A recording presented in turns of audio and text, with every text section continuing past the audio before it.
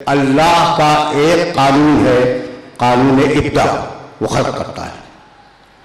دوسرا قانون ہے قانون اعادہ، اور دوہرا دوہرا کر بار بار اس تخلیق کو اس دنیا میں بھیجتا رہتا ہے۔ پوری کائنات کا نظام اسی قانون ابدا اور قانون اعادہ پر چل رہا ہے، اور زمین و آسمان اپنی منزلوں کو طے کر رہے ہیں۔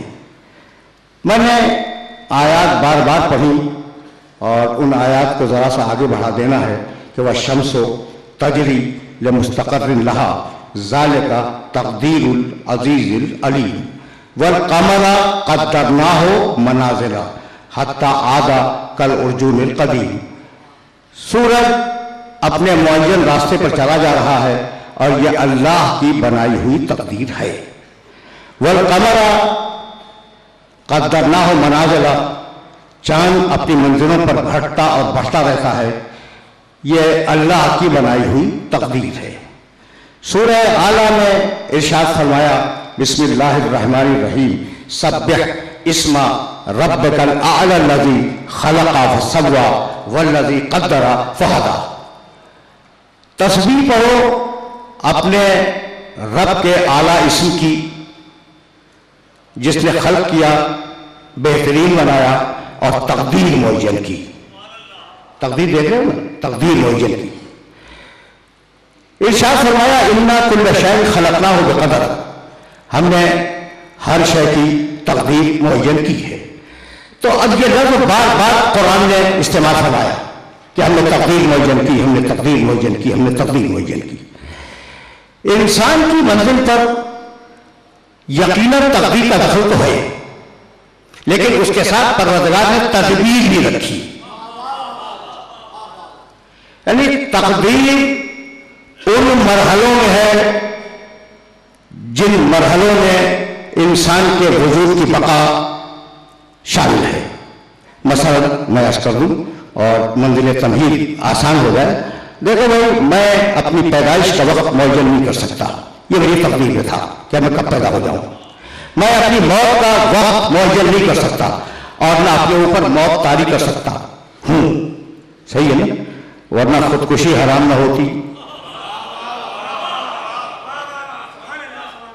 سمجھ رہے ہو نا؟ تو نہ پیدائش کا وقت انسان معین کر سکتا ہے، نہ موت کا وقت معین کر سکتا ہے، نہ اپنی شکل معین کر سکتا ہے، نہ اپنی صورت معین کر سکتا ہے، نہ اپنے قد و قامت کو معین کر سکتا ہے، اور نہ اسے معین کر سکتا ہے کہ وہ کس گھرانے میں پیدا ہو۔ یہ سب تقدیر۔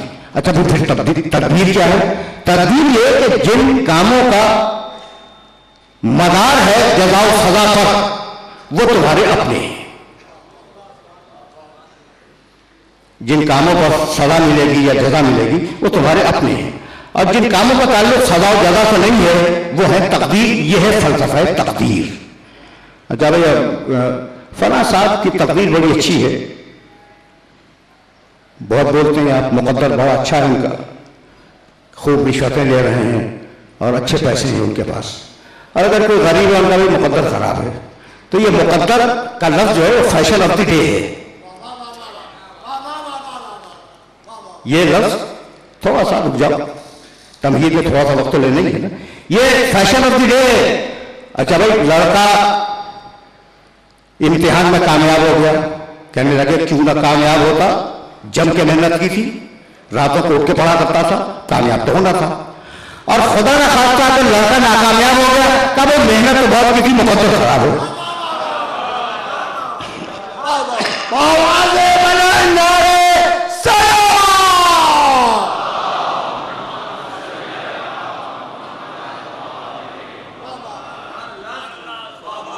ہے تو یہی، میں تو بہت قریب ہو کے تم سے باتیں کر رہا ہوں نا، تمہارے معاشرے کی باتیں کر رہا ہوں۔ تو اس نے بڑی محنت کی تھی لڑکے نے، لیکن مقدر خراب تھا، فیل ہو گیا۔ تو تدبیر اور تقدیر کے اس مرحلے پر اس بات کو یاد رکھنا کہ جو تمہاری تخلیق میں شامل ہے وہ تقدیر ہے، جو تمہارا عمل ہے وہ تدبیر ہے۔ اب تقدیر دو بڑے مشہور واقعے ہیں امیر المومنین کے، اور میں چاہتا ہوں کہ دونوں کو تمہاری خدمت میں سرسری طور پر بیان کرتا ہوا گزر جاؤ تاکہ آگے کا مرحلہ آسان ہو جائے۔ عجیب مرحلہ فکر ہے۔ علی تقدیر بیٹھے نا اور تقدیر، یہ دونوں جملے ذہن میں محفوظ ہیں۔ علی مسجد کے دروازے پہ آئے، گھوڑے سے اترے، اپنے گھوڑے کی لگام ایک شخص کے ہاتھ میں دے دی کہ میں نماز پڑھ کے آتا ہوں، ذرا سی حفاظت کر۔ بڑا عجیب و غریب واقعہ ہے امیر المومنین کا کہ گھوڑے کی حفاظت کر۔ ادھر علی گئے نماز پڑھنے کے لیے، ادھر وہ شخص جس کے ہاتھ میں لگام دی تھی اس نے لگام نکالی اور لے جا کر بازار میں 2 درہم میں بیچ دی۔ جب علی آئے تو گھوڑا کھڑا ہوا تھا، لگام غائب تھی۔ 2 درہم نکالے، قمبر کو دیے، کہا کہ کوئی لگام خرید کے لے آؤ۔ قمبر گئے اور وہی لگام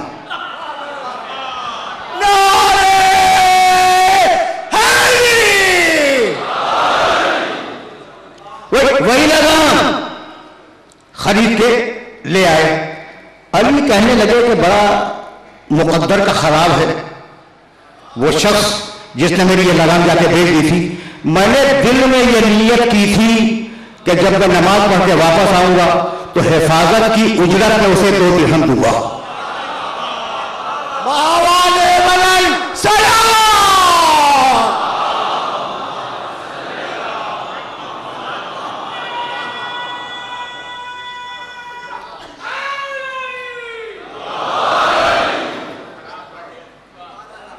گھوڑے کی حفاظت کی اجرت میں میں اسے 2 درہم دوں گا، یہ میں نے نیت کی ہوئی تھی۔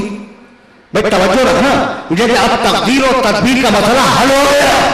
یعنی تقدیر تھی کہ اسے 2 درہم ملیں گے، اب یہ اس کی تدبیر ہے کہ حرام سے لے یا حلال سے۔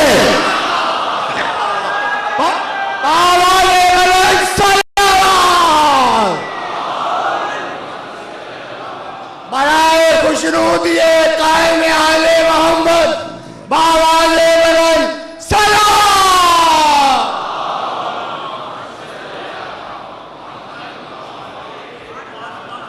بہت مشہور واقعہ ہے اور میں نے فقط تدبیر اور تقدیر کو سمجھانے کے لیے تمہاری خدمت میں پیش کیا۔ اچھا بھائی، اس سے زیادہ مشہور واقعہ تاکہ میں آگے جانے میں سہولت محسوس کر لوں۔ علی منبر کوفہ سے خطبہ دے رہے تھے اور وہ خطبہ نہج البلاغہ میں موجود ہے۔ آپ یہ فرما رہے تھے کہ اللہ نے انسان کو 2 قسم کے رزق عطا کیے ہیں۔ ایک وہ رزق ہے جو انسان کمائے تو ملے، اور دوسرا وہ رزق ہے جو اس کے مقدر میں لکھ دیا ہے۔ مشہور ہے، بات مشہور ہے۔ رزق محتوب، رزق مشروط، اسے سمجھنا۔ اور جن لوگوں کو ذوق ہے وہ نہج البلاغہ کے ترجمے میں جا کر چھوٹے سے خطبے کو دیکھ لیں کہ ایک وہ رزق ہے کہ انسان اگر کمائے تو اسے ملے گا اور نہ کمائے تو نہیں ملے گا۔ دوسرا رزق وہ ہے جو اللہ نے اس کے مقدر میں لکھ دیا ہے تو اسے مل کر رہے گا۔ تاریخ لکھتی ہے کہ جیسے ہی علی نے کہا کہ رزق مقصود جو مقدر میں لکھ دیا گیا ہے وہ مل کر رہے گا، کسی ایک نے دوسرے سے کہا کہ آج میں علی کو لاجواب کر دوں۔ بہت سلونی کہتے ہیں، علی بہت سلونی کہتے ہیں، تو آج میں انہیں لاجواب کر دوں۔ کہا اس سے بہتر موقع کہاں فراہم ہوگا، لاجواب کر دوں۔ اب علی ہی کیا جو لاجواب ہو جائے۔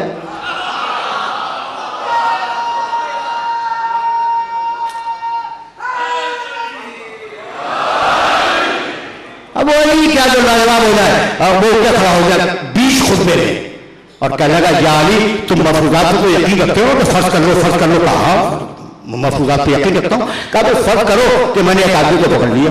کہا ٹھیک، فرض کر لیا۔ کہا فرض کرو میں اتنا طاقتور ہوں کہ میں نے اسے پکڑ کے کمرے میں بند کر دیا۔ ان کا یہ بھی فرض کر لیا۔ کہا فرض کرو کہ میں نے تالا مار دیا کمرے کے اوپر۔ ان کا یہ بھی فرض کر لیا۔ تو ٹھیک ہے بھائی، فرض کرنے کے تو کہہ رہے ہو نا، فرض کر لیا۔ کہا اچھا پھر میں نے ایسا کیا کہ تالا لگانے کے بعد پہرے دار بٹھا دیے چاروں طرف۔ کا یہ بھی فرض کر لیا۔ کہا اچھا میں نے کمرے کو دیکھا تو اس میں جہاں جہاں سوراخ تھے ان سارے سوراخوں کو بند کر دیا، یعنی سیل کر دیا، ایئر ٹائٹ ہو گیا۔ سمجھ رہے ہو نا بات کو؟ اب ہر طرح سے کوئی رکھنا بھی نہیں ہے کہ کوئی چیز جا سکے۔ بتاؤ اگر اس کے مقدر میں رزق ہے تو کیسے جائے گا؟ لیکن وہ علی ہی کیا، اگر کسی کے سامنے رکھ دیا جائے نا تو وہ پریشان ہو جائے کہ بھائی جب ہر طرف سے بند کر دیا تو اس کو رزق کدھر سے ملے گا؟ رزق کے لیے راستہ کیا ہے جو اس تک جائے؟ مسکرائے، کہنے لگے یہ بتا دے اگر موت اسی وقت لکھی ہے تو مرے گا یا نہیں؟